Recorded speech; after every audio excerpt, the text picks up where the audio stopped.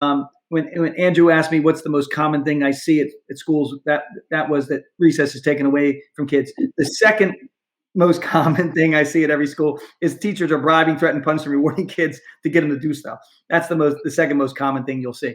The reason that we use bribes, threats, punishments, rewards to motivate kids is because they work. I can get people to do stuff. If I offer you $1,000 a lap, I can get you to run 10 laps around the track. So I can bribe, threaten, punish, reward you, and get you to do stuff. So it works, but it's short term. I can get you to go out and jog 10 laps today, and by offering you something. But tomorrow I got to offer it to you again. And the more I try to get you to do it, the more I got to increase the offer. So it's very short term. It doesn't last long. And it destroys something that we should be trying to develop, and that is self-responsibility. When you're manipulating people, you're not teaching them to become self-responsible.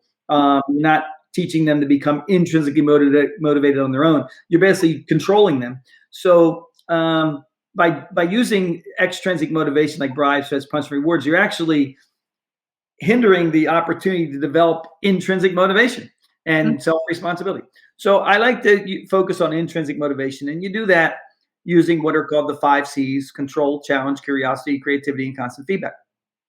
Basically, you offer kids a sense of control, so they feel like they're in charge of something.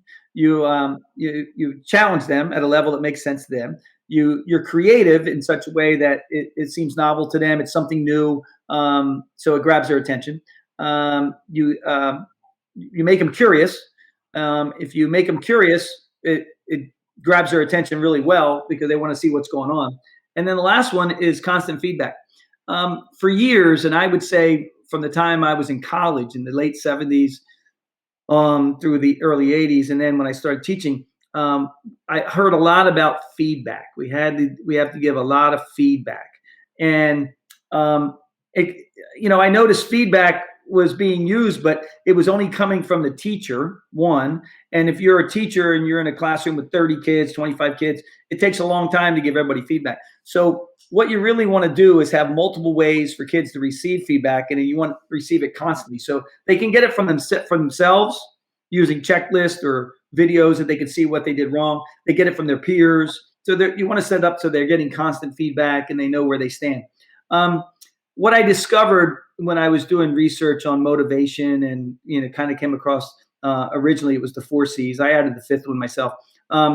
But when I was doing research on the motivation and the 5 C's and all that, I came across the fact that video games are designed around the concept of these 5 C's. When you're playing video games, you have control. You can stop and start when you want. If you're losing, you hit reset. You're winning, you can save that game and come back to that spot tomorrow.